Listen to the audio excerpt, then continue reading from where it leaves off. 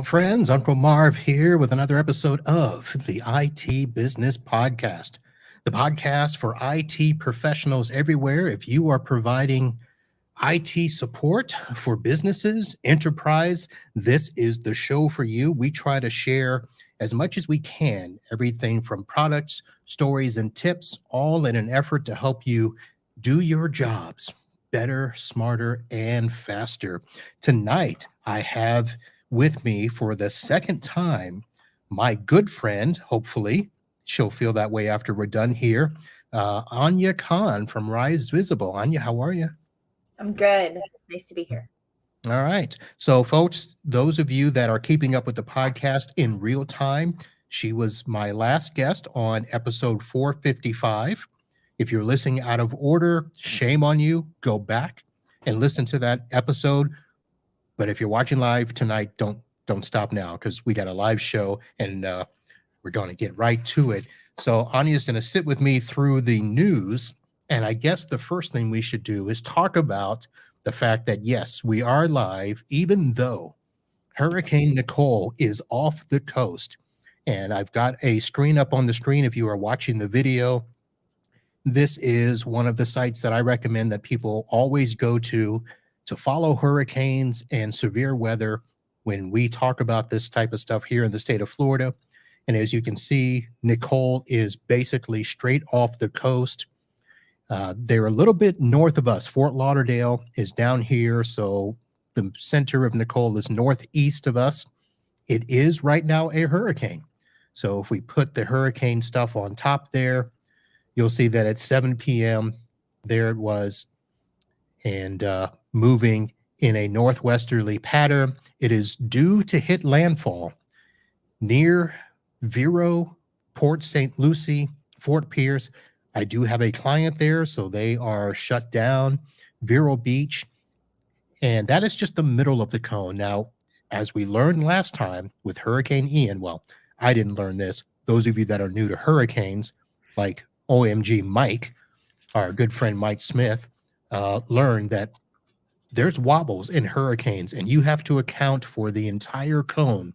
So this cone could go as high as Palm Bay, Florida, which would affect my mom who lives in Melbourne, Florida, who we just learned tonight. Anya, you have family also in Melbourne. I do. Yes. But it could come down as low as just north of Palm Beach, Jupiter, Tequesta, in which case we would still have a lot of wind and rain down here. But the further north it goes, the less impact we'll have, which is why I'm still here recording now, because it's far enough away that we still have power and the winds are low, and we will continue to do that. And if the power goes out, you'll know why. But here we are there. So that is our first news story for this evening. If you are in the managed services space, or you are a vendor in what we call the channel, if you have not heard this news by now, I don't know what is wrong with you, because everybody has basically been talking about this since Monday. Let me add this here, get her back in here. But the story of the channel, passionate MSP channel chief Rob Ray has left Datto, and it was sudden, it was abrupt, although very much speculated. A lot of people talking about this when things started to happen. So Rob Ray has left Datto. There is no news on where he is going next. So of course the search is on and the speculation is on, where will Rob Ray end up? I did hear, wow, that was bad English. I did hear from a friend, Rob Ray was seen vacationing in Denver during the PAX 8 event. Now, I obviously don't want to speculate, put words in people's mouths or anything and say that that's where Rob Ray is going. I'm just saying that's where he has been seen. Now, I, along with every other podcaster, news media, has reached out to Rob, and he has ghosted us all. And I'm sure that there's a reason for that. He's probably the most known speaker at channel partner events. He has been in the channel for 9 years, basically since the start of Datto. I will have links to the 2 stories. I don't know why they don't say anything except for he's gone and nobody knows where he's going. So have fun, folks. Chat about that, and we'll see where he ends up.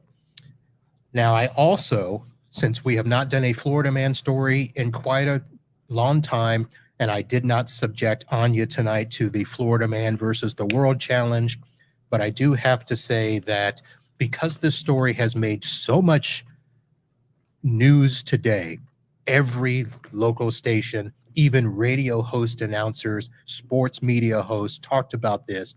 But here in Fort Lauderdale, Florida, the U.S. Transportation Security Administration caught an air traveler who allegedly stashed a firearm inside a raw chicken to get it through security checkpoints. Yes, folks, a full handgun was stuck inside of an uncooked chicken, which apparently it is legal to bring an uncooked chicken onto an airport, into an airplane. So, and of course, all the funds, the puns were started. We hate to break it to you here, but stuffing a firearm in your holiday bird for travel is just a waste of time. Also, this idea wasn't even half baked. Besides the horrible puns, yeah, that was the story of the internet today, folks. Right here, Fort Lauderdale, Florida, trying to smuggle a gun inside of a chicken. And that's going to do it for our news today, folks. So, Aunia, I have so many questions. ask away. Wow. That was interesting. Wasn't Yes. expecting that. Most people don't when it comes to Florida man. So it is fun. All right. So, Aunia, before we get on to our discussion with you, let me go ahead and let's pay some bills, and we'll get right back to the show. You're listening to the IT Business Podcast, the podcast for every IT professional. IT Business Podcast is presented by NetAlly, the #1 ally of network professionals everywhere. Live stream funded by Computers Done Right. And thank you to our partners, Tom Bull, Kyle Kenyon, Clark Stockdale, and Synchro.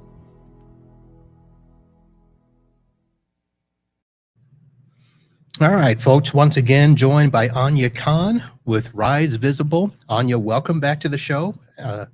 Glad you decided to come back and face all this music. Hey, I'm very glad to be here. I think it's going to be a lot of fun. All right, so we'll do a quick recap for those that have not gone back and listened to the episode 455, but we won't go too far into it because we want them to go back and listen. But the bottom line is you are a female business owner, a female in tech, and a female with a disability. And what I thought was a trifecta of names, but you actually revealed that you have multiple disabilities that you're dealing with, all with letters that I really messed up. I know that one is EDS and one is POTS, not having anything to do with 420, and some others there. So let's quickly describe to the audience what those were and give a quick background as to how you got going here. Sure. So the quick background of how I got into what I'm doing now is I really didn't plan to do it. I was not geared in from high school and said, I want to be where I am today. I wanted to be a therapist, which is a far cry from what I do currently. But then, kind of like we talked about last time, I kind of feel like I need therapy sometimes after dealing with clients. And sometimes I feel like a therapist for my clients. But what happened is I moved out of Michigan. I moved to St. Louis, Missouri. The idea was to go to college and to become a therapist. And while I was there, I started a job. And on my first day of my new job, I heard within about an hour screaming from the break room. And I went back there, obviously curious and concerned, and it was 9/11. And at that point, I had only been in this office for no less than an hour. I was very uncomfortable. I was in a new state, and I just asked to leave. I said, I'm going to leave now. And I left, and I didn't return. I went and volunteered at the Red Cross.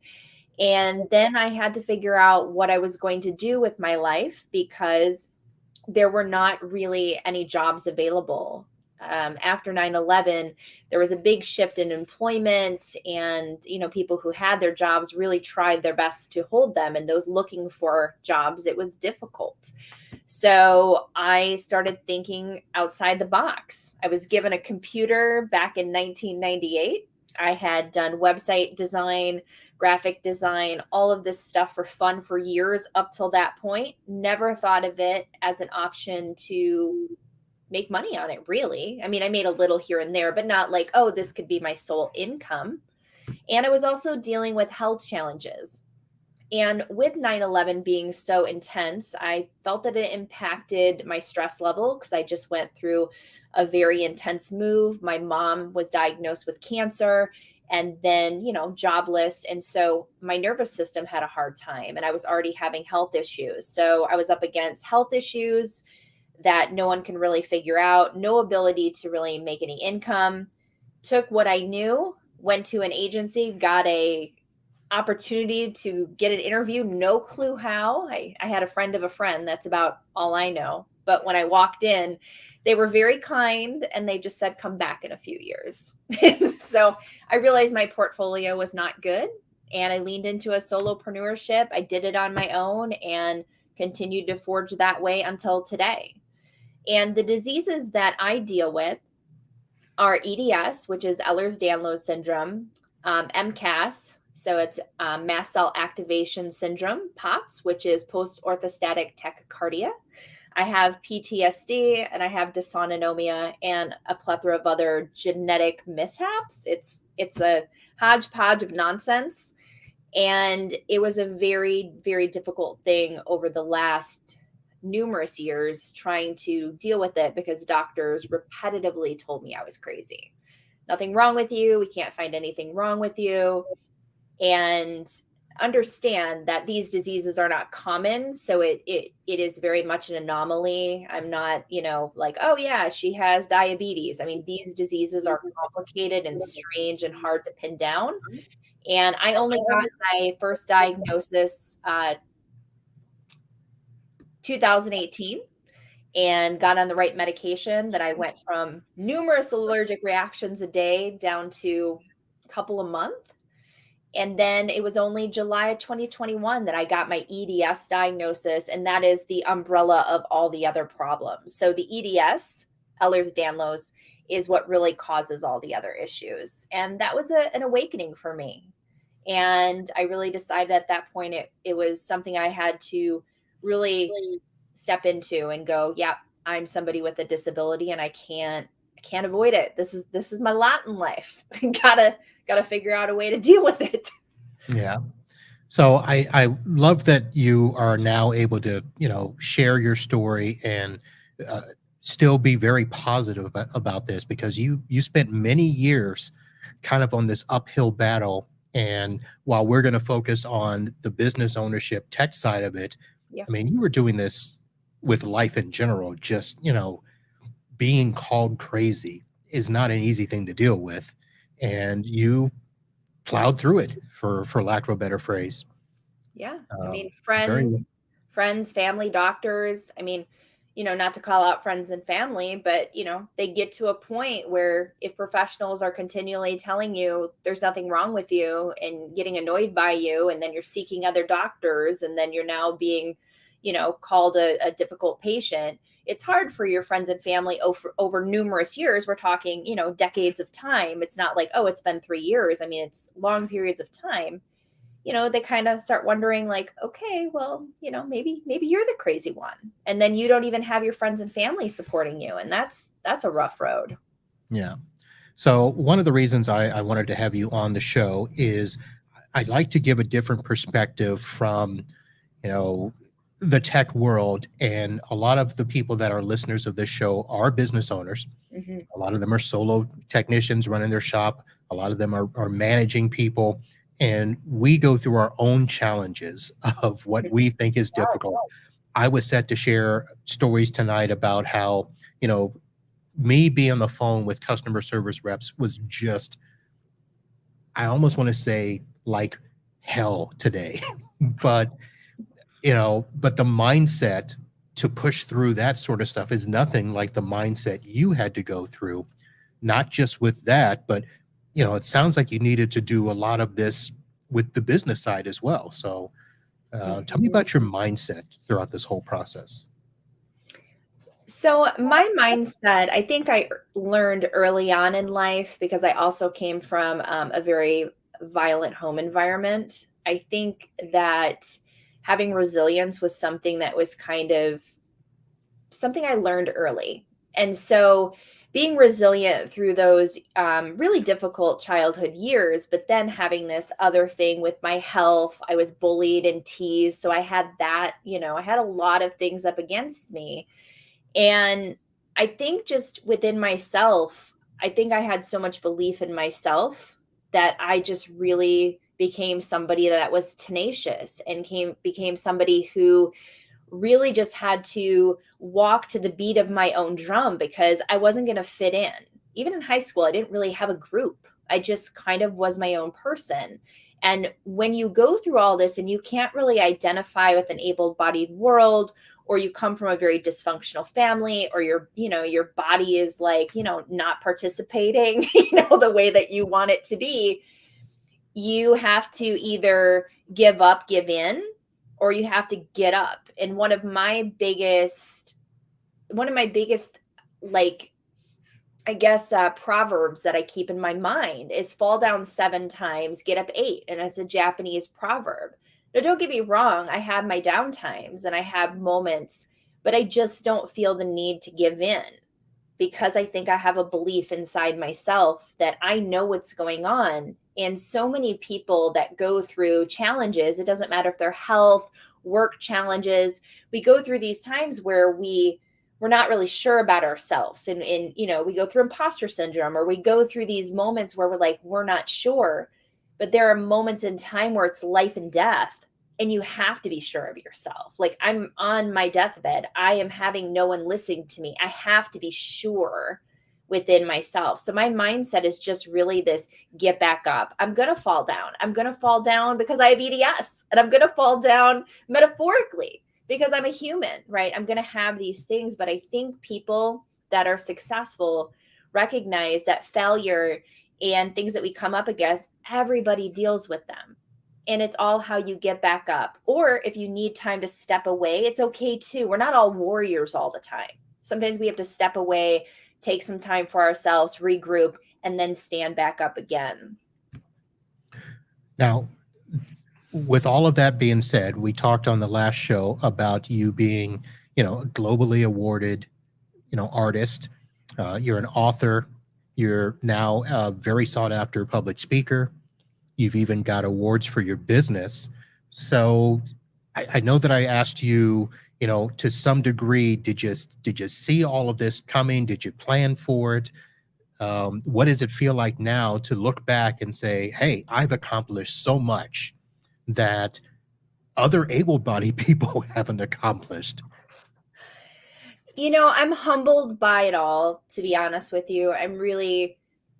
It always kind of shocks me to see where I'm at, but it also, because I know I am tenacious and I go after everything. I just do. I take risks. I turn things around. Like, I had some guy today write me, and from a really like well-known website, and he was trying to sell me his services. And I'm like, well, I don't need those kinds of services, but his services could benefit me. He's trying to sell those services to my clients. Like, we provide this and you could provide this with the clients. And I just wrote back and I sold myself right back. I was like, well, I'm a disabled business owner and this is what I do. Perhaps you'd want to, and it's an opportunity. And I think because I've lived my life on the edge of dying, so often. I mean, even in the moment, I mean, life is fleeting, like we talked about in the, the other episode. Life is fleeting for everybody. We don't know from one minute to the other, but it's a lot closer for me. So everything for me, like I walk outside and I'm enamored by, the moon, the sun, seeing an animal, a bird. The whole world to me is just a really beautiful place. And when I got on a feeding tube formula back in 2012, I had a lot of health progression because I got nutrients that I was limited in. And that's when I really saw, like, it's almost like walking outside and the world was gray. And then all of a sudden the world is colorful. And even, 10 years later, I still have that experience of doing that. So it really is about just being in that moment, being present, accepting what's happening, but go for all the things you want. Take those risks. Wait for somebody to tell you no. Like, I'm fine, tell me no, but I'm going to ask you, and if I don't ask, I'm not going to know. And largely a part of my success of meeting you, being on the cover of Prevention Magazine's website for a week is all because I took risks. It's still shocking to me though. Like, it's funny. It's like, duh, because I did the work, but also there's a part of like, is this really happening to me? And I feel honored. I feel so thankful to just be able to be in this moment. I never thought I would be able to be here right now. I look at my gray hair in the mirror, and at times I actually get really emotional because I'm shocked that I'm here. No, really, I have a big chunk. Yeah, okay. See this? This is having lived for a while. Yeah. So, and for those that are listening by audio, we're both pointing at our, well, she's pointing at her hair. I'm pointing at my head. There's still hair there, though. It's there. It. Yeah. Oh my goodness gracious. So let's go ahead and talk about now. So we talked on the last show that, a little bit more about the fact that you wanted to be a therapist, and you kind of ended up doing this gig now, and you've done this now over 20 years. So tell us a little bit more about Rise Visible. We did talk a little bit about, it's a digital marketing organization. You do website design, SEO, but tell us a little bit more about what you do. Sure. So we are a full service digital marketing agency. We work with different types of clients and meet them where they are in their needs. So it can be anything from the inception of a business, and we're doing their branding, their logo, their messaging, then moving into website design. Maybe it's e-commerce, maybe it's an educational platform. So we build platforms within people's websites rather than them using third parties. We also help them with third parties for educational platforms.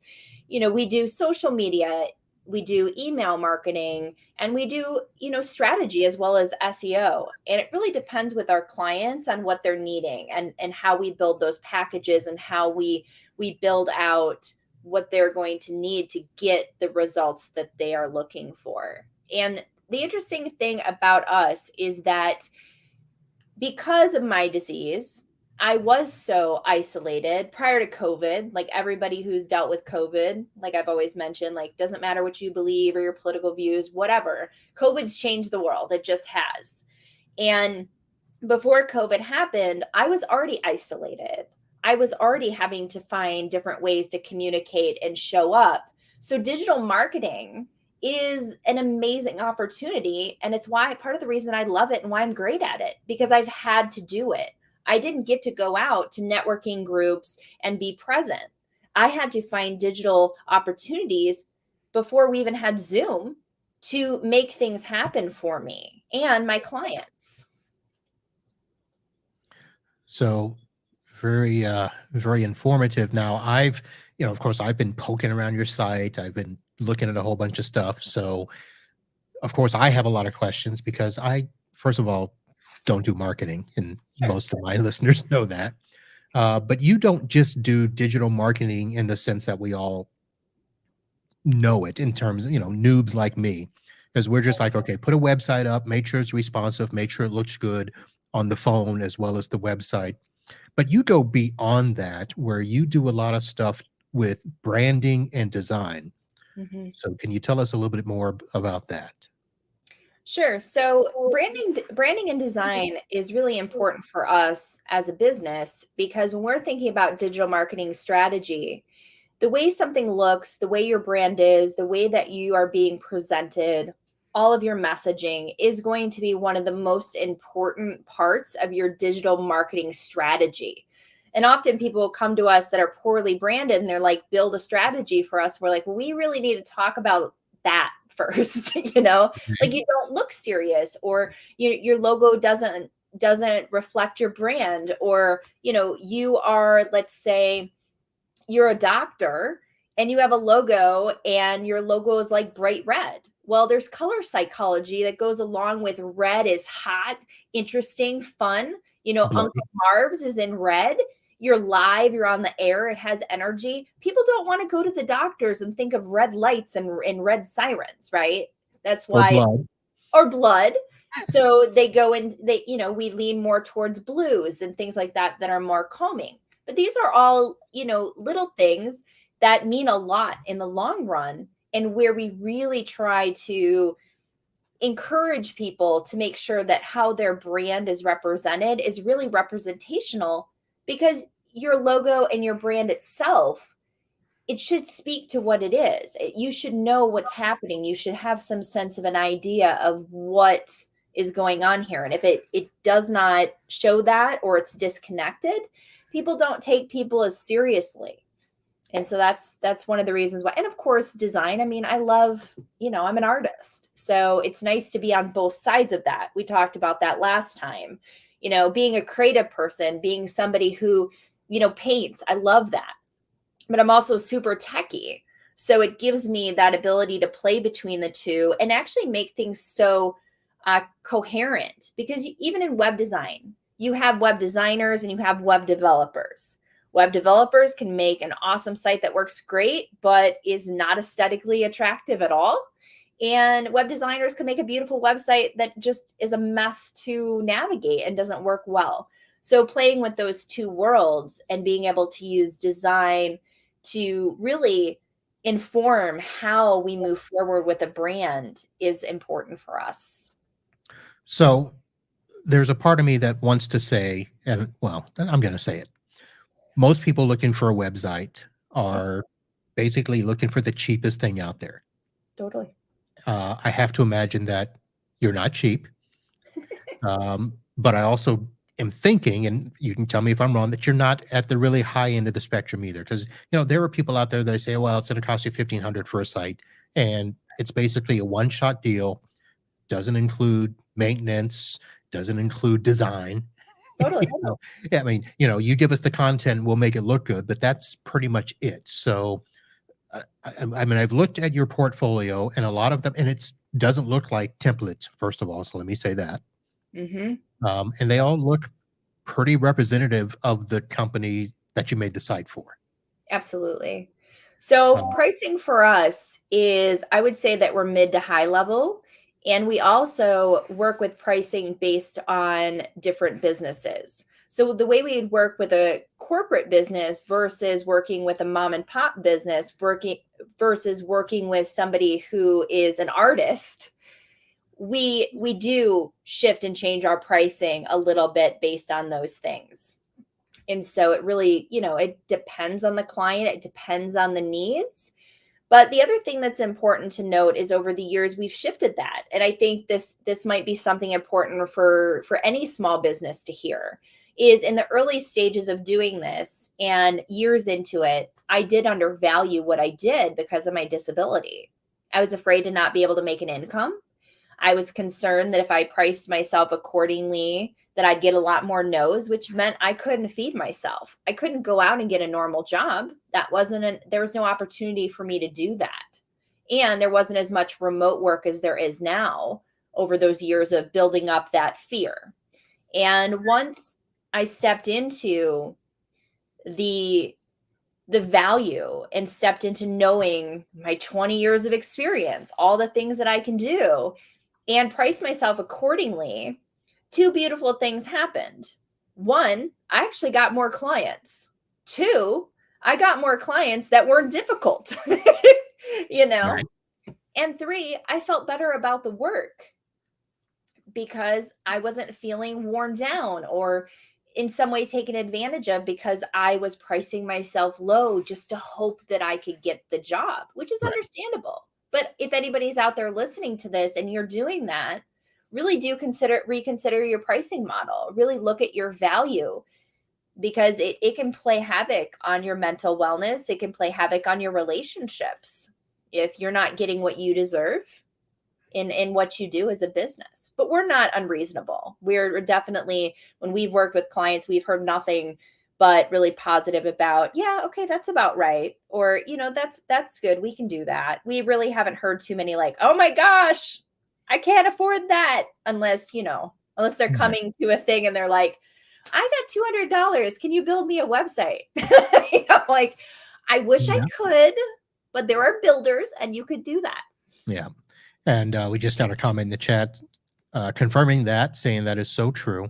Thanks, John. We as technicians in our industry, we talk about pricing all the time.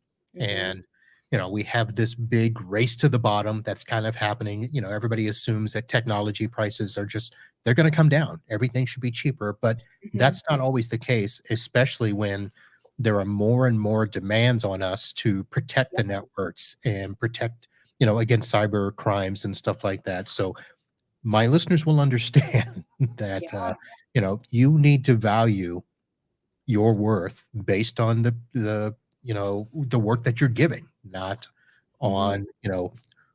on, what's John down the street charging and let me try to undercut him.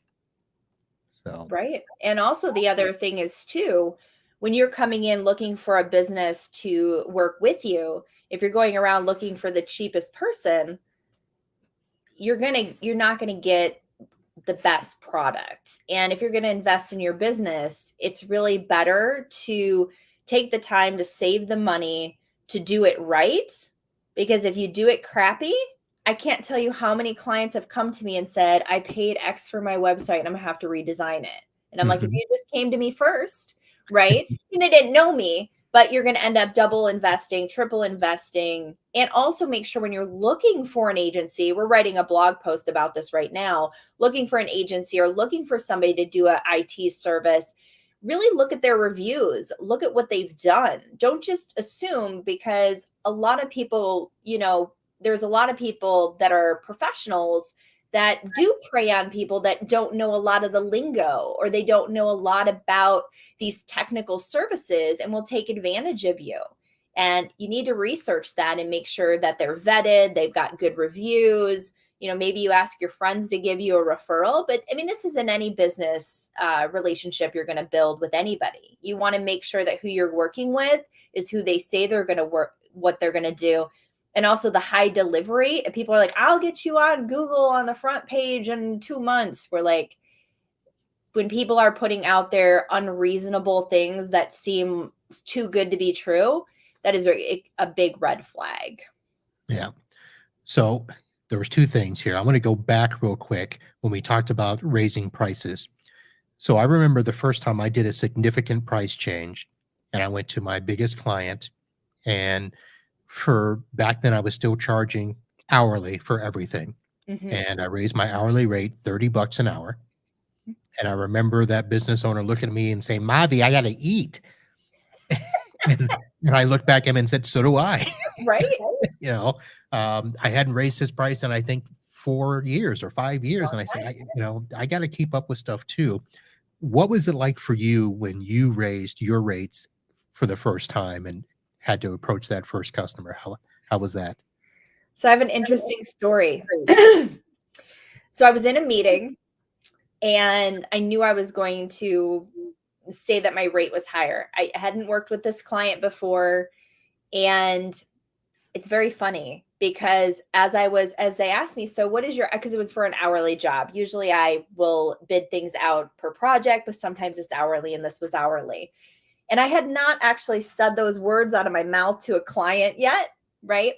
So I'm all like in a meeting, and my partner is a business partner, with me. And I'm partially texting him, and I'm like, oh my God, what do I do?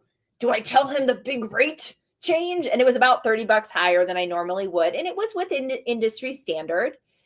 And I said it out of my mouth. I said, I am this much an hour, and I tripped over my words. And he caught it. And he Oh, looked at me and he said, you don't usually say that, do you? It's a little higher than you usually say. You look like you're not really confident. And boy, I felt my face get red. I felt completely uncomfortable. But because I have a disability and I have to like learn to navigate the world real quick, like, you know, if I'm on podcasts or I'm whatever, I'm real good at just like, I'll figure it out. In that moment, I was like, what's the best thing to do? And I was like, own it. Own it. Absolutely. You know what? You're right, but I know I'm worth it. And I'm stepping into this. And yeah, it's uncomfortable for me to say, but you know what? This is where I'm at. And if, you know, you don't want to work with me because of that, that's okay. And he said, no, I'm not going to challenge that for you. I accept that, but I just wanted to point out you looked a little uncomfortable. And I'm like, okay. yeah. Thanks for pointing that out. My face was so, I was like hot. I'm like, oh, because it was like this little, I could tell that it wasn't clear. It wasn't confident. I didn't come in and go, I am this much an hour. I was like, I'm this much an hour. Don't say no, you know? Wow. So how long ago was that when you did that? That was about 2 years ago. Oh, just 2 years ago. Okay. Mm-hmm. Yep. Have you raised rates again since? Last year. Okay. Yep. All right. And you said not much resistance. So No, there's not been any resistance at all. It's actually been shocking. Every time I get off a call or I secure another, you know, a thing we're working with, I kind of like go, oh, okay, no one's challenging that. You know, because there's a self-worth thing. There really is when we, you know, when we're doing something in the world and we're delivering something also that we like to do and that we love and we want to help people. I think that's the thing for me. I want to help people. I want to be reasonable. You know, I don't want to like make people feel like I'm going to gouge you for, you know, my services. But there's a fine line between, you know, underselling yourself and, you know, creating resentment because you're worn out because you're not getting paid enough, right? Versus really asking for what you were. I mean, I was asking for prices at one point after 15 years that were still college level prices for people. And I actually had a client call me out on it and said, oh yeah, well, the person I worked with before was like 3 times higher than you. Great. It would be great to work with you. Your work's better than his. And I was like, shoot, yeah. you know, this is not good. Yep. I actually had a customer call me, not call me out, but basically tell me you need to raise your rates. Yeah. And I was like, I think I'm pretty fair. And they said, yeah, you might be, but the people that, and this was a situation where I was coming in subcontracting for another company that were, and she said, the work that they do and the work that you do is night and day. You're better than them. So charge more.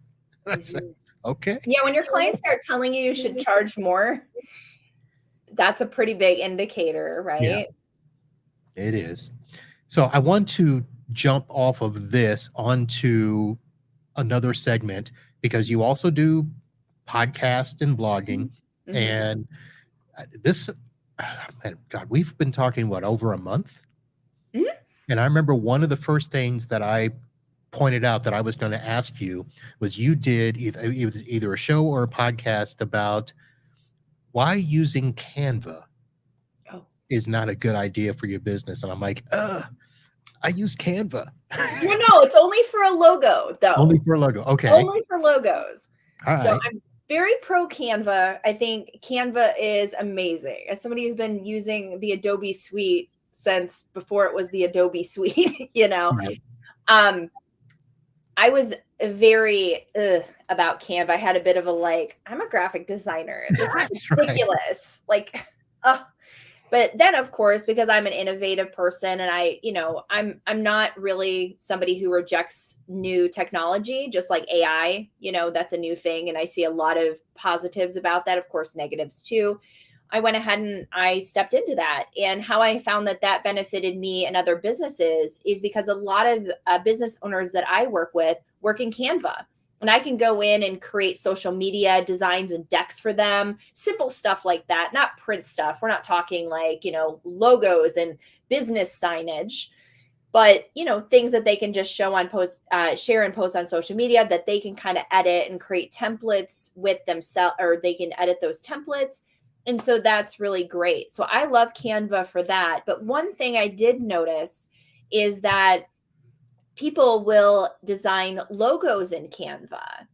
And the thing about logos is you have to really think about trademarking. You have to think about all of these legalities, because if you go to Canva, Canva actually has a whole page of like legal nonsense that tells you exactly what you can and cannot do. And logo creation is really not something you want to do for a serious business. Now, if you're somebody, you're like, oh, okay, I'm just doing this little tiny project and it's not a big deal, that's fine. But if you're really branding yourself, if you're looking to like, I'm going to be a business, I'm a serious business, I'm going to be registering as a business, I'm going to have a tax ID number, then you really do need to have a logo that's not going to get you in trouble, because it's also not going to be unique. They have all these pre-made logos in Canva, all these pre-made pieces. When we think about logos and branding, you need to be unique. You don't want to be cute. You don't want to be confused with somebody else. You don't want some, because I see that all the time. I see these people and I'm like, oh, that's a Canva piece. That's a Canva piece in their logo. And it creates no unique abilities. But I think the biggest part of that is legalities. You want to make sure in your business that you make sure that you don't do anything, because what if somebody created something, they trademark it, and all of a sudden you create something similar and now you're in for a lawsuit? It's just not worth it. Doing that's not worth it. But Canva is amazing. Canva is, the woman who created it is a genius. Oh, you know the owner. I don't know her. Oh. But I know her story. I wish I knew her. Dropping that like, yeah, the woman, yeah. My friend, my colleague, Anyway, no, her story is amazing, though. Very young, very innovative, amazing young lady. Kind of like the lady that created Harry Potter, right? Oh, my. So, okay. So I will, well, I don't have a logo. So, which thank you for not commenting on my website and stuff. Oh, I don't open my mouth and unless people ask. But if people ask, you better watch out, because I'm going to tell you the truth. I come from Michigan. I don't have a filter, so don't really ask me something if you don't want to know their true answer. I don't have a filter either, and you guys better beat Ohio State this year, or there's going to be some some heads are rolling. So on some of your other stuff, there was a question I was going to ask you, specifically related to SEO, because you just recently put out, was it a book, an ebook? Ebook. SEO is not what you think. And you mentioned earlier that we all get wrapped up in this whole idea of, I want to be first on Google, or on the first page of Google, right below the ads, and how can I organically get there and stuff. And everybody just sees, however you can buy clicks or whatever to get that as SEO or keywords and stuff. So I'm not going to ask you to tell us everything that's in the book, but what's the one key thing that we should know about SEO that's not what we think it is? Well, kind of like you had said, I think the one thing that I hear, and I experienced this again this week, where we built a website for somebody, and then, it had been over a month, and the person called me and said, I'm not showing up on Google. And I was like, did you think you were going? Well, yeah, I thought, if you build a website, it's going to show up on Google. And I'm like, doesn't work like that. And then I had to explain it. And so the thing is with SEO is people think that it's really segmented into keywords. They really think that it is all about, buying links and link building, when really it is this big puzzle of pieces that all work together to create something that Google is going to rank, or other search engines are going to rank. So if a SEO company, comes in and they're not looking at how your website is designed, because UX and UI, user experience and user interface, affects the opportunity for people to stay on your website, your call to action, all of those things are actually a part of SEO. And people think it's often just back end. Like, I make sure the keywords are there, and I got to make sure I have a Google My Business, and all of those are great. But there's a lot of front end stuff that goes on. Just bounce rates alone. If your site isn't something that people are going to find interesting or want to click through and stay on, Google's going to look at that and assume that what your content is providing isn't quality, as well as keeping things up to date and regularly posting content. So people like you who are regularly posting podcasts are creating content regularly. And that's important too. Static websites can rank, like if you're a service provider and you're not really doing anything, but adding quality blog posting or podcasting can really help your SEO, but also doing that in an optimal way. So for example, blogs, Google recently just put this out. It is, I can't think of the name of the update right now, but it's basically like, it's not about the SEO, it's about the people. Like, stop worrying about doing everything to convince SEO that you like it, that the SEO is going to work. Google favors content that's quality. Google favors content that is authoritarian. I can't say the word. Authoritative. Thank you. Yay, I helped. That's right. Hey, I just learned in the last 2 years that I have a lisp. So that's new to me. I was like, oh, really? I do. No one told me. I'm 44. Thank you very much. But anyway, so, it has authority. It has trustworthiness. And the more that people can look at the content that you're providing and you are becoming a resource, the more likely you are going to get organic backlinks. You are going to get people who are connecting with you. Don't ever buy backlinks. That's the other thing I want to tell people. Don't do it. Just don't. There's so many people out there willing to work with companies that are doing it black hat SEO. And that these are tactics that can get you in big trouble, get you banned off Google, and you can't repair that. You just can't. I mean, there is abilities to repair, but it's kind of like the damage is done. You're never going to be clean and squeaky and be on the first page. It's never going to happen. There's no long game. And SEO is a long game. It's not something that happens in a month, 2 months. It is a step-by-step process by looking at all of these different pieces and putting them together specifically for the industry, specifically for the audience. There's no overall, this is the checklist for you to do. It is a very scientific, spelled out pieces and parts that are put together by a really great agency that knows what they're doing. So you don't get yourself in trouble. You can do SEO too yourself. I want to say that too. There are things that you can do in research online, and little things that you can do yourself. Simple. Alt tags. Make sure that all of your images on your website have alt tags. Don't know what they are? Look them up. Okay. I'll tell you, but if you want to obviously understand it more in depth, look it up. It is a description of what an image is on a website.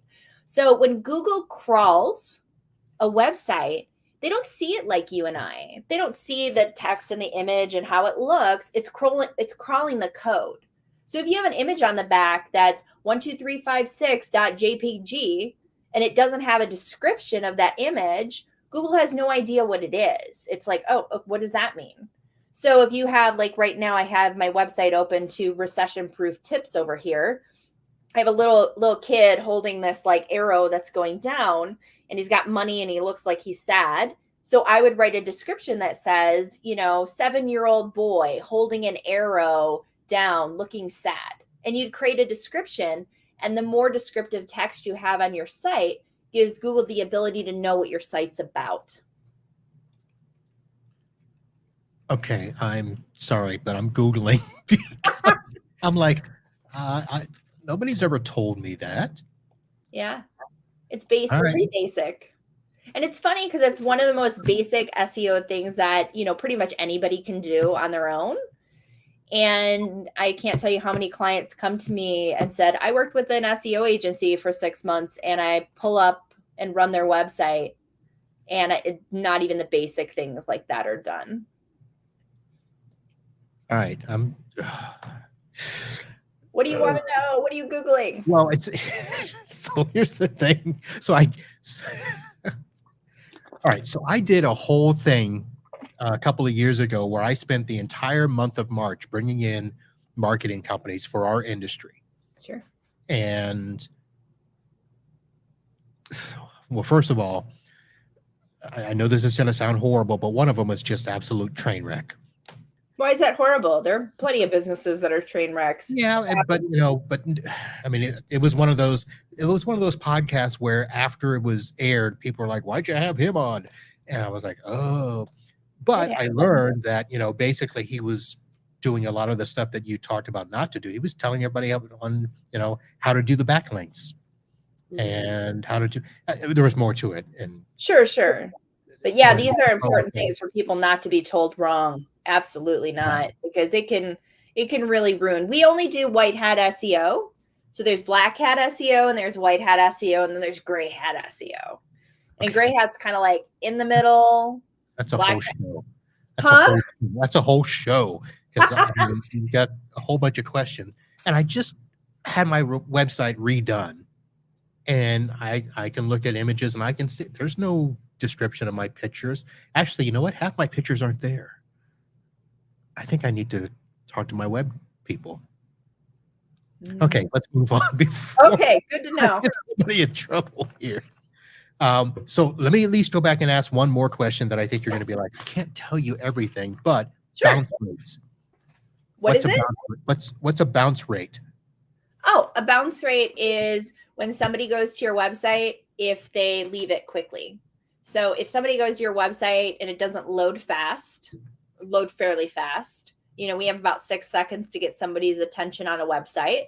If they're like, it's not loading and they leave, they look at it, they're not interested right off the bat, they leave. Your bounce rate is how quickly someone leaves. And so the more quickly people just automatically jump off your website and say, this isn't for me, or maybe they go in one page and then they leave, those create penalties, basically. Not anything that you're going to, Google's not going to like ban your website, but it makes your site look like, oh, people aren't getting what they need. So they're not going to favor that site over another site that has a lower bounce rate because somebody went to it and they were like, oh, this is interesting. And they're sticking around. It's quality content. It's really that, conversation you're having as a website with your visitors, because people often look at their websites and they have opinions about it. But really, the opinions about websites are really how your visitors are viewing it, more than how much you like it, how you think it looks. It's not really your opinion or my opinion. We really design based on your audience. What's going to gather their attention? What's going to keep them on the page? What's going to be interesting to them? How are they going to perceive what they're seeing? It's the user experience that's so important to keep that bounce rate low. All right. Well, we'll have to talk more about that. I know there's so much to unpack. There is. And I know we were going to do a talk about that recession-proof your business, but I want to get to something positive. Okay. Yeah. What recession? There's no recession. We're fine. It's coming. We just finished the elections. We just survived election day here in Florida. There was no hanging chads. I feel pretty good. Good. I don't know how Oregon felt, but actually, are your polls still open? We just found out who our governor is now. It was so close. It took a long time for us to kind of get our answer. Is it the same governor that you had or a new one? No, it's a new governor. And I believe we haven't had a different partied governor in 40 years. So we haven't really switched back and forth. We've been primarily one party for 40 years and we didn't change. It was close though. It was the first time in numerous years that it was really close, and we've never had that happen here. Really? Mm-hmm. All right. Well, Florida, we have a whole history of our governorship, and we won't get into that because we try not to talk politics here. That's right. That's why I didn't say any details.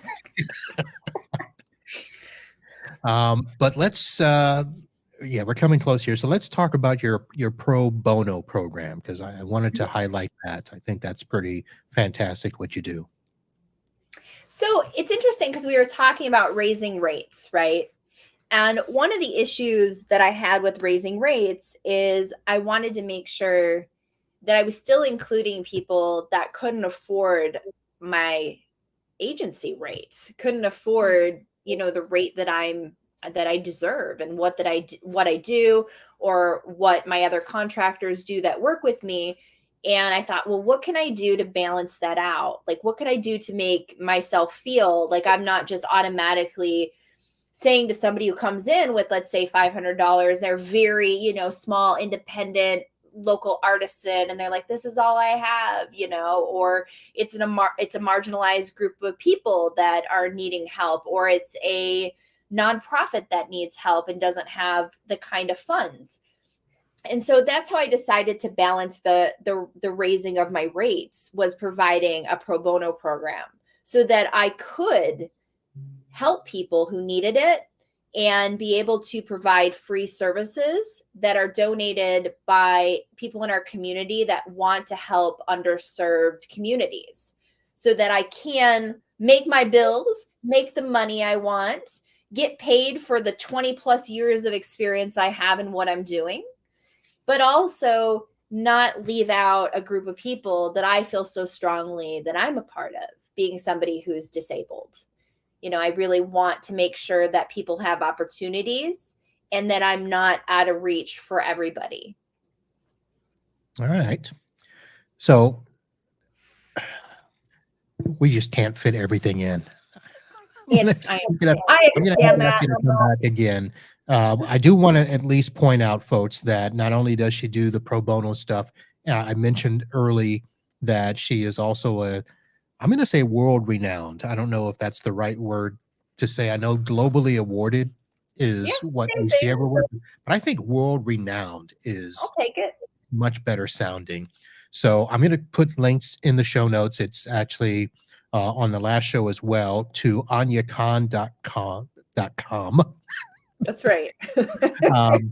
Aunia, and Kahn is spelled Wrath of Khan style. And that's where all your art is. You also created the createforhealing.com site as well. Mhm. So a lot of places where people can go and learn more about you. And I know that we actually this episode talked a lot about your business, and I wanted to do that to show that, yes, you have your start in Mhm. life with your disabilities and that you rose above that. And there's a lot of stuff that there are people that can meet you, Mhm. work with you, and not even know that you have a disability, That's right. but you do. That's right. But it doesn't define you. No, absolutely not. I have plenty of other unique, strange things that define my human. Ask the people in my life. They'll tell you all about it. All right, let's not open that can of worms right now. um, so Anya Khan, Rise Visible. And did I ask you if the way that you named your business was that concept where I said, you rose above all your disabilities and stuff? Is that where the name came from? Did I ask you that? No, you didn't. Okay. But that's a great take on it. I think it just applies to a lot of things. When we chose the name, we actually went through a rebranding this past year. So in May, I shifted our other name. It was a very challenging name. My name's already hard to say. It's so difficult As, to write. as, So as it noted really by me is. earlier. 4 vowels, 1 consonant, and then they're like Unaya, and then Khan's easy to say, but then they screw up the first part, so then I become Kuhn somehow. There's a U in my last name, and then our old business name was actually very difficult to say. I didn't care when I started. I liked it. It was cool. It was interesting. But being a branding expert, I can't literally have a brand that people can't say. It doesn't make any sense. It's like, well, how am I going to be training and teaching and helping when I'm not even walking the walk here? So we shifted and we sat down. Very hard to find names right now, especially in digital marketing and creativity, that are 2 words that you can get on social, that you can get domain names for. I mean, it took a lot of time.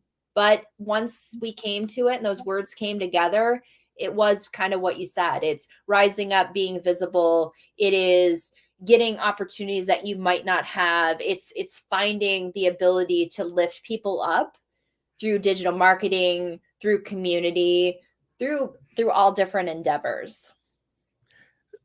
Okay, so another question just popped up.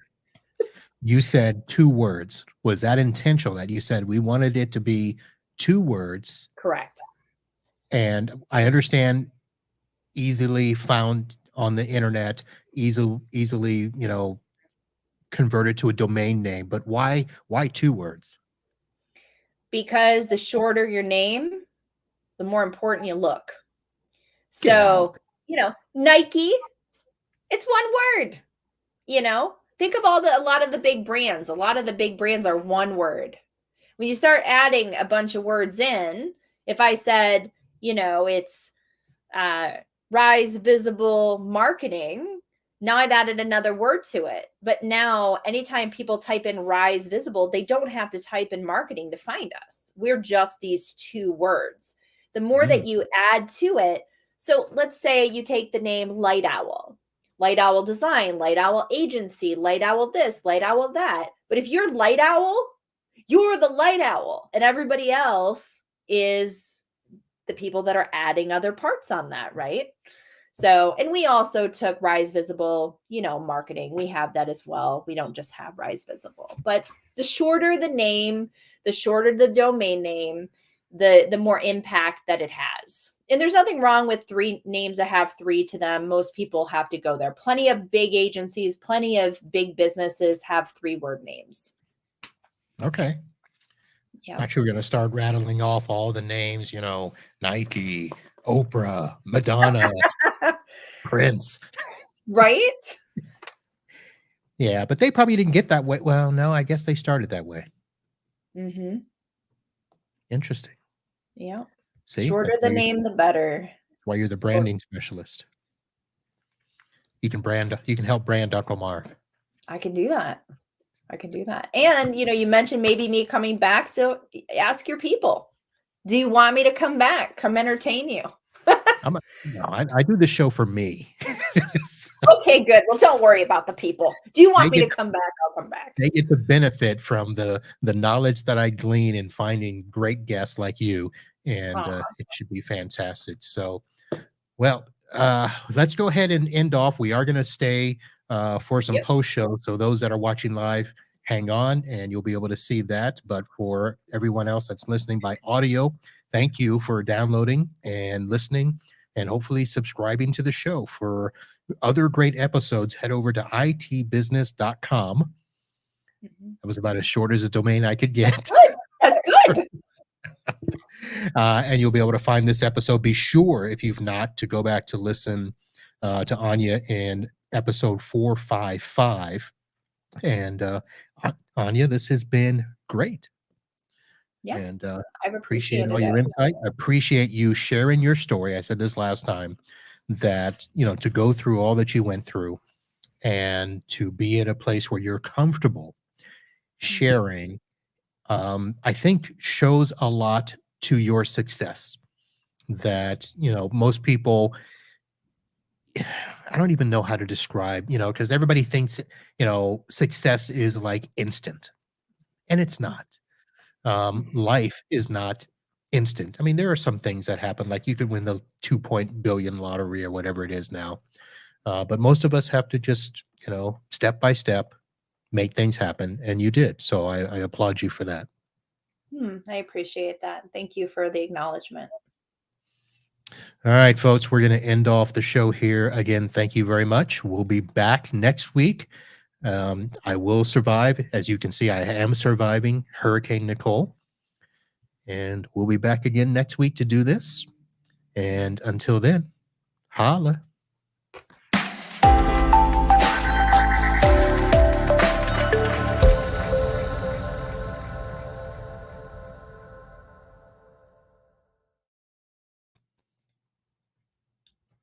Well, hello again. Hello again. So thank you very much for that. And I know I probably missed a couple of comments that were said earlier when we were talking about pricing. John wrote, "You get what you pay for," which you mentioned that, yeah, if somebody has to come back and do it again, they're paying double, if not more. I usually say triple because usually there's a cost to fixing what got messed up the first time and then doing it right. Totally. Giles, oh, this is when we were talking about Canva. When I scared people Oh no. about using Canva. So very interesting there. Yeah, the Canva thing. It took me a while to warm up to Canva as well. Yeah. Yeah, I was all like, no, I don't think so. I Well, I thought really it was, had some shade. I had some intense shade over it. I was like, this is stupid. And then I well, realized, like, it's not, though. It's not. yeah. I mean, they've done a good job, I think, in allowing you to it's more the templating of stuff when it comes to the full facet of what you can do. It's not just, create a flyer Mhm. here, create a picture. Right. I did it for actually, Hmm. this book behind me. This Nice. is a reunion book that we did for our family reunion. I did that with a Canva template. Of course, we put Hmm. all of our pictures in there. So Sure. that's a Yeah. I nice mean, 20 I page think book. I think the thing is with people, I think a lot of us designers and people that do that, I think there was a fear of loss of work. Like, well, Hmm, if everybody else can kind of do it themselves, then how are we going to, how are we going to be able to pay our bills? And it really hasn't, I don't think it's affected it so bad. I mean, I'm sure, of course, it's impacted things, but there's always growth, right? There's right. always movement in industries and we have to adapt. We just do. Now AI has come in and there's a lot of adaptation that's going to have to come into the world of business, into the world of art with AI, and it's intense, but we did that with the internet years ago. There's always going to be these things that we have to find how we're going to work with them because they're not going to go anywhere. Right. So there's a lot of relationship in that because I know that we in tech think the same thing that, I live in an area where there's a ton of competition and there's Okay. always somebody out there, trying to repair computers for 50 bucks, which, that'll never be me anymore. But there's a certain difference in what you get for that lower price as opposed to what we do. And people will eventually recognize that. And I have a customer that we just picked up a while back that we talked to them over a year prior.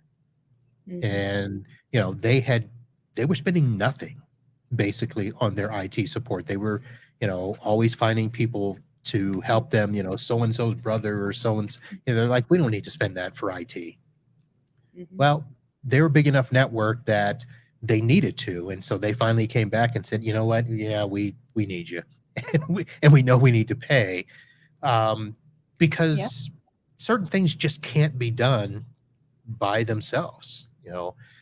The so this studio space that I'm in right now, our landlord was a Mm-hmm. photographer Oh, cool. who was all worried that the fact that our cameras are getting so much better, people are taking pictures and wedding videos with their phones. They were like, oh, that's going to lose. You know what? Here's the thing. Those are the people that were probably cheap to begin with. So you get rid of those people and you start getting the people that, hey, I want really good quality stuff. So we're going to pay for it. Right. Exactly. And it's okay if you want to pay cheap, and cheap is good for a while in small business. Sometimes you do it on the cheap because you can't really do that and you do that for a while. But at some point you have to level yourself up and, realize that some of these things like IT or websites or whatever are going to actually fuel more business for you. And, we have to invest in our businesses at times. it's good to be frugal, but it's also important to look at aspects of the business that can really benefit from them being solid. Right. And IT is an important part of that. Security is an important part of that. There's a lot of a loss that can happen, if your website's not done well. There's a lot of loss that can happen if it's not backed up. There's just so many can't tell you how many messes I've had to clean up, and they've been expensive messes. I had somebody recently just drop $4,000 with somebody who tried to sell them some web design. They were like, it was an educational platform, and she was building it with this company. And I met her at a networking event. I don't go anywhere because of my disease, but this was this one moment. I was like, oh, there's a little thing close to my house. I went out and met this woman. She wanted me to look it over, just kind of see if maybe I could add design element to it, to this other company that was doing websites. And she said, yeah, this company is pretty much telling me that this educational platform is going to be on my site and I own it. And when I did the research, it wasn't. It was a third-party platform that they had forwarded her DNS over, and it wasn't even in her own control. And when I pointed that out, she was upset because she got taken advantage of, and they wouldn't give her any money back. And she just ate that $4,000 because she wanted something fast. She wanted something quick. They made a lot of promises. You have a mailing list that has, 1,000 people will get you 3,000 a month in sales. I mean, there were all these red flags. It's one of the reasons why we're writing this blog right now, because we've seen just so much nonsense that we're like, we need to give people a toolkit to know what to look for, because they don't. And yeah, so she's out, $4,000. I mean, that's a lot of money to be out for something and get no return of investment on that. But that happens a lot because people are looking for those easy, cheap, fast ways to make something happen. And it never works like that.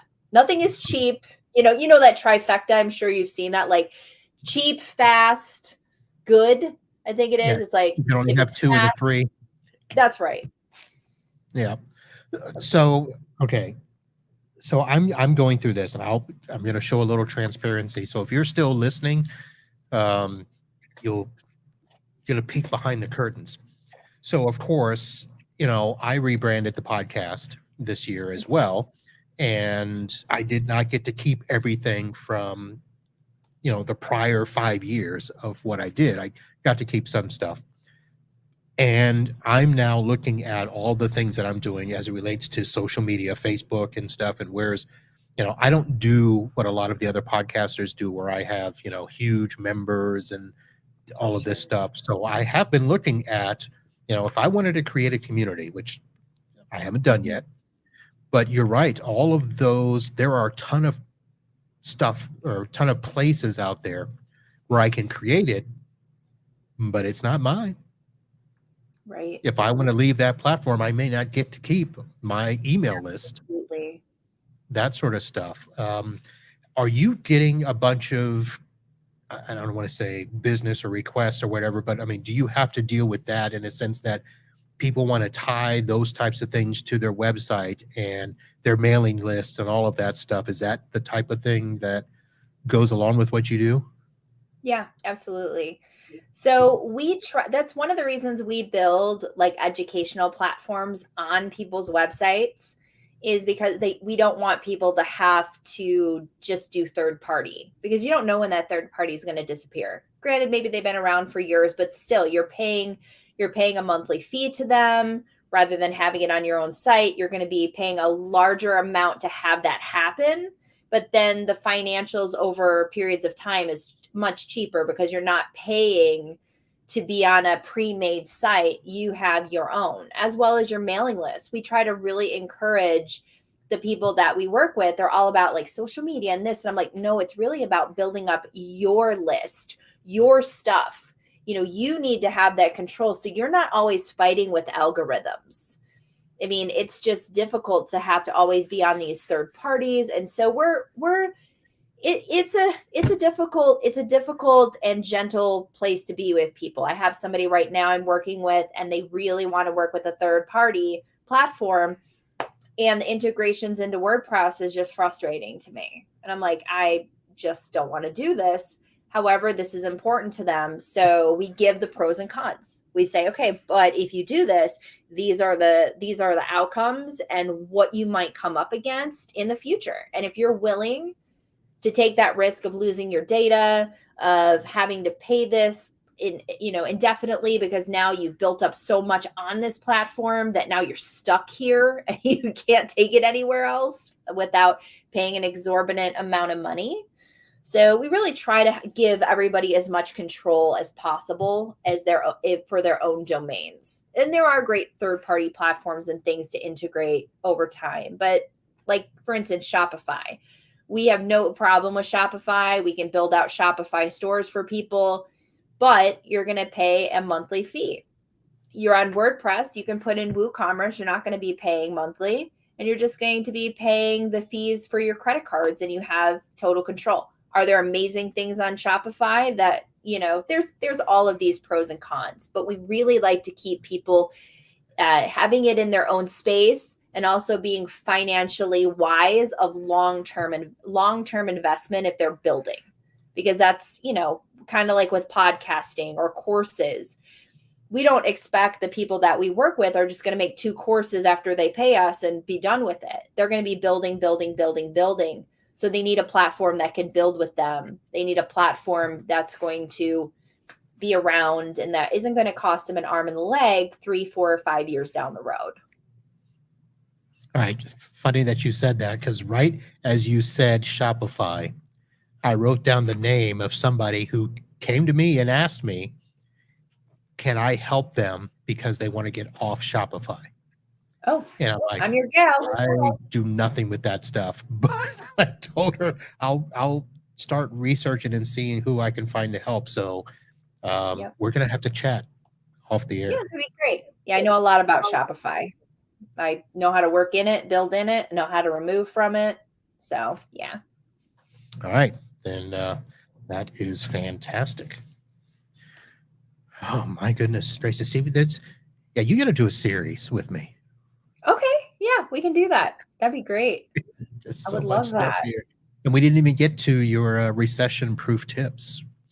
Right? And they're good. And I so wanted to talk about those because, again, this isn't, let me rephrase this properly. You didn't have to do that blog because it's really not about your business. Mm-mm. It's just a business owner's tip to other business owners. Yeah. And that's what makes a good blog. That's what makes good SEO, that you're not writing about yourself. You're not writing about your interests. You're writing about timely things that are going to help people.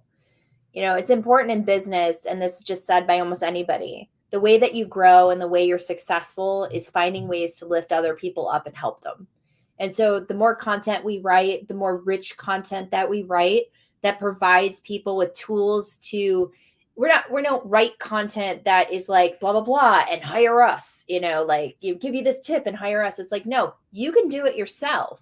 These are things that you can do. We're here if you need us. We're like back here, but these are things that a lot of what we write are things that I feel passionate about, or I see people come against. And I'm always coming against things as a person with a disability. It's something that I have to problem solve all the time. So I want to help other people out in the world that are feeling scared as business owners or feeling confused about something. We say on our website that we make tech easy. We make communication easy. We're not here to run circles around you and confuse you. We want to give you the tools so that you can be super successful. We want to provide you. It's like when you have a kid. We don't want to baby the kid and protect the kid and baby the kid, and then the kid doesn't know how to go out into the real world because we did it all for them. We want to provide you with something like a website that you can really use, or marketing tools and tips that maybe we help you with, but you're implementing. You can pay us to do it all and we'll do it too. But we really like to arm our entrepreneurs with action items and things they can do themselves, because I can't tell you how many times people come to us, they want our help, but they want to be involved. They don't just want somebody just do the work. Sometimes people do, but other people really want to be involved. They're actively care about their business and want to be with us along that journey. And so we try to use our blog and the things we do to help people do that. Sweet. All right. We are going to be talking more. Okay. And man, I'm trying not to call out my web people, but now I'm thinking, oh, darn it. Anyway, so what else? Let me see what else I missed, because we certainly did not follow the outline tonight. I like to shoot from the hip, so I'm good. Actually, we did kind of get to it. So I had Black Hat SEO on here. And I guess you did talk about why we should avoid it, but I don't think we talked about what it specifically was, except for the backlink stuff, right? Right. Yeah, there's a lot more to, Black Hat SEO.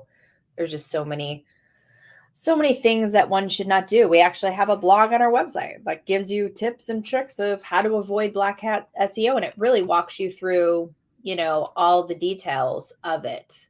So it's, and then also the other thing too, I just want to put this out there for people, is your competitors might be using Black Hat SEO. And we see that a lot in our industry, where we'll see our competitors and we know they're beating us out because they're doing bad things. And it's very frustrating as a business owner, especially a person in SEO, to see someone else doing SEO and you're going like, you're number one or you're number this because you're doing things. And I can look, we can see, we can run websites through things like SEMrush, Moz, Uber Suggest, and we can see what people are doing, like how they're getting their backlinks, what's going on with a website. And it's very frustrating. So we often deal with our clients and we tell them that sometimes you can't beat out your competitors that are doing Black Hat, that it's sometimes okay that you're number 2, you're number 3, you're number 4, because sometimes your leaders in the industry are doing things that are not legal. And at some point, they're going to fall. But you can't fight the battle doing the wrong thing. And it's frustrating, but you have to do it the right way. So I'm going to use my podcast as an example. Okay. Because as far as I know, I'm doing everything above board. I'm not paying for anything. And some people say, yeah, that's obvious because you're no marketing mark. But I mean, there are people that very quickly will get, huge numbers of downloads and, views on YouTube and the TikTok thingy and Insta and all that stuff. So I assume that that's a different category of Black Hat SEO, but it's got to be a lot of the same thing, right? Well, with social media, there are ways that people can buy downloads and they can buy followers, and that's not really going to affect your Google ranking. Okay. But but I will say this, social media does play a part of your SEO. So that's another part that Google looks at. If you're updated on your social, if you're posting good, if you have good engagement. But there's plenty of people out there that are buying followers, and you can tell because you can go to somebody's, let's say, Instagram, and they have, let's say, a ton of followers, but they're really not getting engagement unless they're not. I mean, if you look at ours, we have like 13,000 people who follow us. We're not really big about pushing our stuff on social media. Why? Because we don't really need to, and we don't care. We usually just post stuff on social media because we show that we're there. It's like proof of existence. Okay. But most of our clients don't come from that. Our clients come from referrals. Our clients come from searching Google for digital marketing. It's not what it's for, but you can look at these different places, like you said, with your podcast. If somebody's coming in and all of a sudden they're new and they're having millions of downloads, there's something not right. It's like, how does that happen unless you know somebody? So there's a lot of games that are being played. There's a lot of software. There's a lot of bots. I always try to tell people, when you're looking at your competitors and you're looking at other things, you have to take into consideration that there are things that people are doing that are not above board and that you are not going to be able to compete with them. But in the long run, if you do a good job, if you show up, if you care about your audience, if you provide people with good quality content, things will pick up on your own. People like genuine people. People really do. We can tell when somebody's BSing us. We can tell if somebody is a genuine human being or if they're giving us the BS. And if you look at people in the world that we look up to and that we respect, they're typically genuine, they're authentic. We know where we stand with them, we know what to expect from them. And that's where the traction lies. So we really believe in marketing from an organic standpoint. We believe in marketing from an authentic standpoint. We don't like to play games. We don't like to look at shoddy ways to go against competitors. We like to play clean. And you know what? It's done great for us and our clients. But what if somebody comes to you and says, I want to be on the first page of Google. I don't care how I get there. Can you just get me there? I'm sorry. You've called the wrong number. I would just be honest. I would say, yeah, sure. Is that what you really want? Then we need to look at local SEO. We need to look at your competitors. We need to look at where you are now. We need to look at your website. We need to look at your current strategy. And we need to figure out, is there a game plan for you and your business? Because also you have to think about local being like Eugene versus local, let's say, being a big city like Chicago. So for me, it's easier for me to rank in, let's say, Eugene than it would be for me to rank in Portland. So you have to think about those places where you're local, because you want to do local SEO before you want to think about anything else. And so it depends on where you are, where your business is, how long your business has been around, what kind of reviews you have. Again, there's all these pieces. And it is possible for certain companies that I can say to them, you know what? Yeah, I could see that happening. Can't guarantee it. I don't guarantee anything. But we can look at actionable items. We can provide you with reports. You can watch it in real time. We can look at it happen and see where we're going. In other places, I might say, you know what? You're a brand new business. Let's say you're a business that's, let's say a bakery, and you're brand new in Portland. You want to be on the first page of Google. We're looking at a couple years, because you're going to have to show Google that you're a serious business. You're going to have to show you have longevity. You're going to have to get reviews. Your website's going to have to, there's so many components that you're going to have to work on to go against bakeries that have been there. Did I say bakeries the first time? I think I did. I was thinking about another type of business, so I just want to make sure I'm saying the same one. But bakeries that have maybe been around 20 years, So there's so many variables to answer that question for somebody and really look at them specifically as a business, where they are in their industry, their longevity, their region, what space they're trying to, come up in. It's interesting for sure. It's fun. I love it. It's a competitive sport. Yes, it is.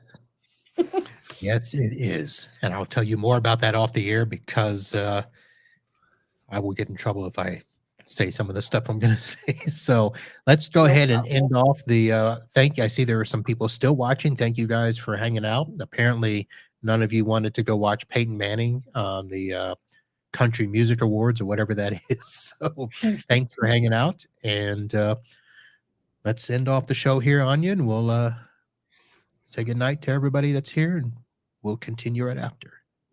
Okay.